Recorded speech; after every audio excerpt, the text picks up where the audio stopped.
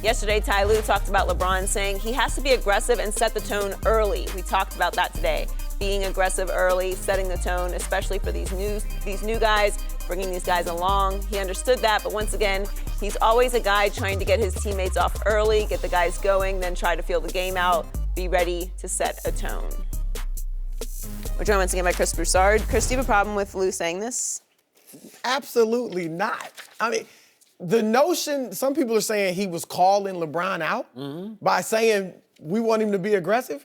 If a coach can't say we want you to be aggressive, turn in your whistle. I'm sorry. I mean, if you can't say we need you to be aggressive. Yeah, coach, you carry the whistle. I mean, my goodness. Look, there's a misconception out there. LeBron James and Tyronn Lue have a great relationship. Great.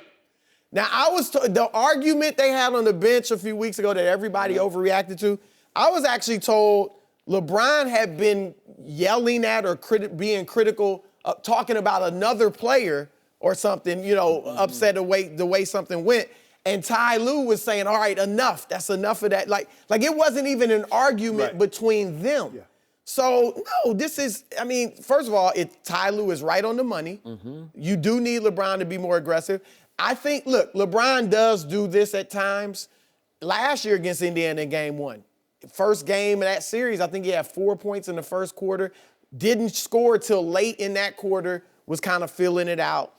But I want to see him come out like he did last year again, Game 1 against Toronto and Boston, where he drove to the basket, he scored big in the first quarter and led them to double-digit lead in the first quarter because Indiana, they believe. They think they have Cleveland's number. They beat them 4 out of 5 this year.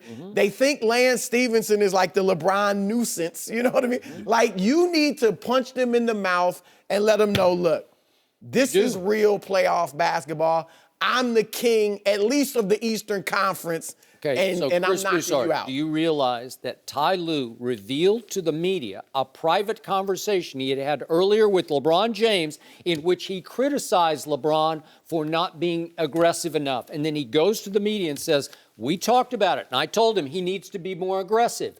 And Ty said he came back at me and said, no, I really want to get other players involved early, which is always his mantra. Yeah. And Ty said, well, you can't do it this time. We need you to be more aggressive early. So he's saying, to the media, this is to the whole, the gathered media, the national media, I called out my player. That's what he's saying. I don't care what you say. That's what he's saying. What do you call it? Criticism or why would you tell the media that? Why would you? If I'm LeBron James, I'm not pleased with this. We're not thin-skinned like that. No, come on. You can't be that thin-skinned. No. If LeBron is that thin-skinned, there's a problem. No, he's not. There's a problem. When has he not been thin-skinned? His whole life. Seriously? LeBron James? Nope. That thin-skinned, the drama king? that a coach can't say, we had a conversation. Right. He wasn't yelling, yo, we had a conversation. I had to get in LeBron's butt and tell him, look, you got to go at, no. Ty Lue was smiling. If I'm Ty Lue, I do not divulge that to the media. I don't offer that up. I don't just say, here, media, run with this, because that became the headline of the day, right? But here's the thing. If Ty Lue would have came out to take, to go along with your narrative, if Ty Lue would have came out and just said, no, I need LeBron to be more aggressive. Don't say we had a conversation. Just, I need LeBron to be more aggressive. He was too passive. He didn't go after. Then the story would have been, wow, he called him out. You could say it was softened by him saying, we had a conversation. I don't know. And we kind of both came to this conclusion. Well, wait a second. Your partner in crime sitting across from me called it dry snitching earlier in this show. Dry snitching by Ty Lue on LeBron James. That, but LeBron, he cleared it with LeBron. Yeah.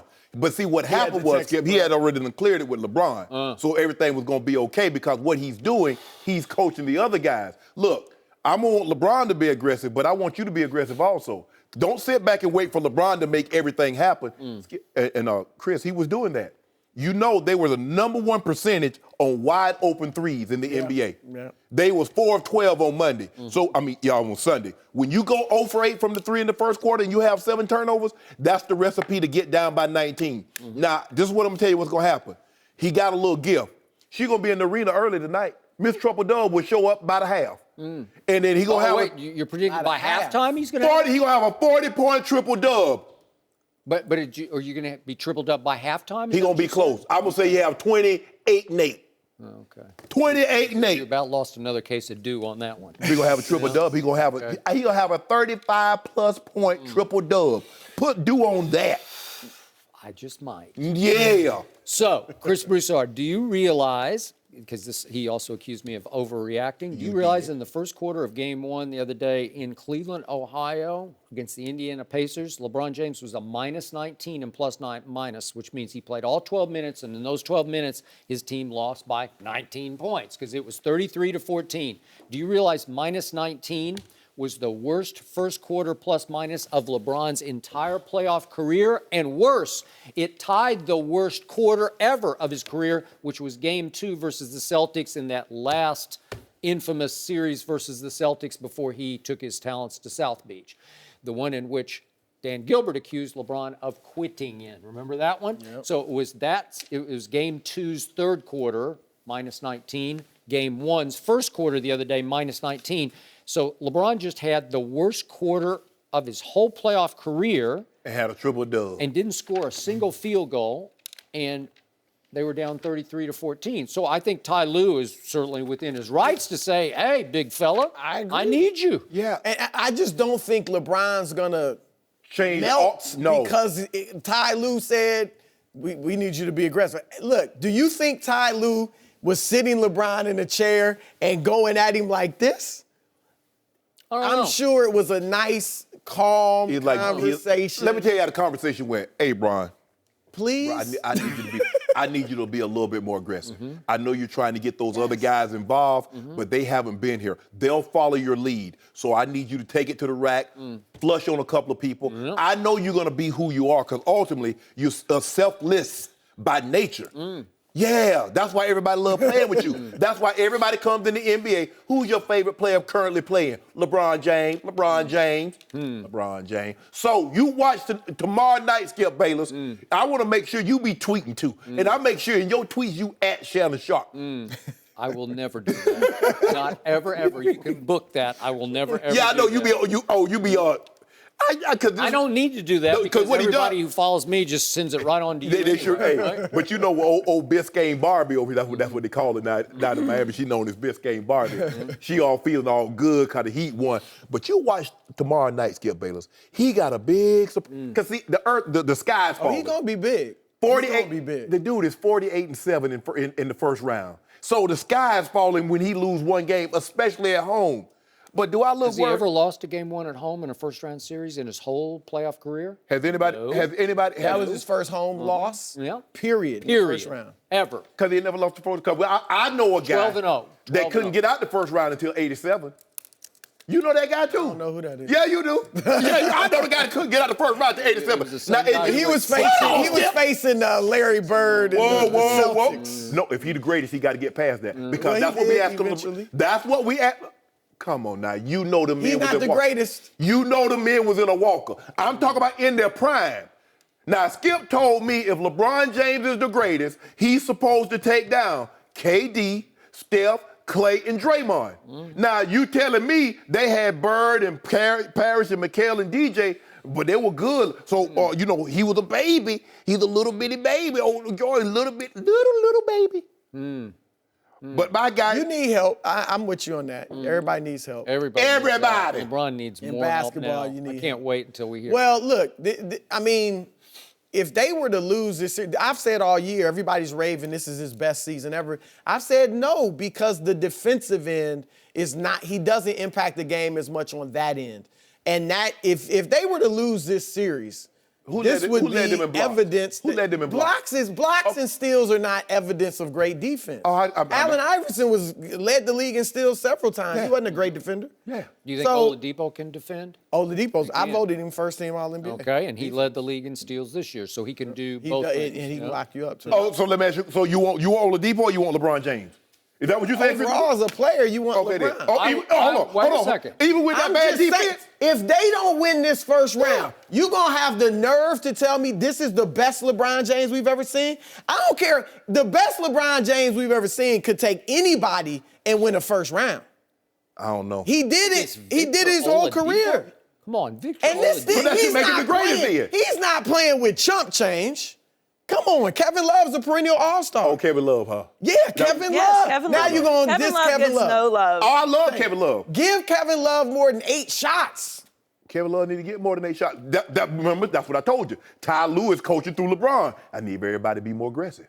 But I just put that on Bron. See how he did that right there? I'm just saying. See how he did that right there? If they got to win this. They ain't going nowhere. LeBron, this would be evidence that LeBron's not at his best. If they can't win this first round. And then if they do what? I expect them to win it. I'm just saying. See, but so Because you saying this is the best so let me LeBron ask you a James question. ever. He can't get any credit if he wins this first round. No, but he get credit. I'm just saying, you gonna tell me this is better than LeBron in Miami, better than LeBron in 2009 and 2010. Well, LeBron had more in Miami. He didn't have more in Cleveland in 2009 and 2010. 2007, when he took that team to the finals, that mop bucket and squeegee and some loofah. That was a better LeBron James. Yeah. No, but this right here, we ain't seen this. This is great, but come on. Shannon Sharpe, Yes. how do you defend the fact that LeBron James no longer defends anybody? How do you defend that? He plays I don't know. center field. He's not a Center shortstop field. anymore. But he used to be. Yeah. He used to consider the chair. He can't do that anymore. All right, that's all I'm saying. That's all I'm saying. I mean, come on now, Chris. You know what? I'm not comparing him to other guys in their 15th year. I'm comparing him to LeBron James in year 11. That's what you do. That's what you do. If I were Ty Lue, I would not tell LeBron, I need you to be more aggressive. I would tell Ty Lue, I need you to take Victor Oladipo. That's what I would tell him. No. You'll wear him down for offense. Wear him Thank you. down. No. Wear him down. I know that's what you want. Because you want to can't lose. shut down Oladipo. You know that. The best defenders in the NBA Can't stop don't the other shut best people no, down. No. Bother him. I've seen LeBron say, Not I got bother, that but- guy, and take him out. Yeah, quarter, for exactly, a for small stretches. period of time. How about the first quarter? No. Huh? Set the tone. If anything, the fourth quarter. Give up the triple dub. Who cares about triple dubs when you're losing? He's got a bunch of losing triple dubs. Miss Triple Dub, she liked losing. She didn't even get to go to the restaurant after the game. No, she didn't take go. her anywhere. But she going tonight. I'm staying open late. Tomorrow night. I'm staying open late. Really? Yeah. Okay. You watch. You do serve hot L's too, so. No, I closed it down. No, she didn't like those. Yep. And I closed my pastry shop, my turnover shop. I Yeah. closed that down too. Watch tomorrow night. 13 assists, 2 turnovers. What's his first half? Give it to me. 28-8. 20-10-10? 20 points, 8 rebounds, 8 assists. Huh. Well, why don't you have the courage of your convictions go up to 10 and 10? No. Huh? No. Hey, now I ain't worried about the rebounds and the points. It's the assists. I mean, he hitting guys wide open. He's and they going to have miss a ton of points. Yeah. I don't know about the 8 and 8 in the first They can't half, stop but it. He'll have a ton of points. Can't stop. I Won't stop. would agree. Nobody Nobody, can keep it from ever. them except Embiid and Ben Simmons. No, That's the they only can't two. stop. They can. No, they can't. Yep. Chris, thanks for joining us.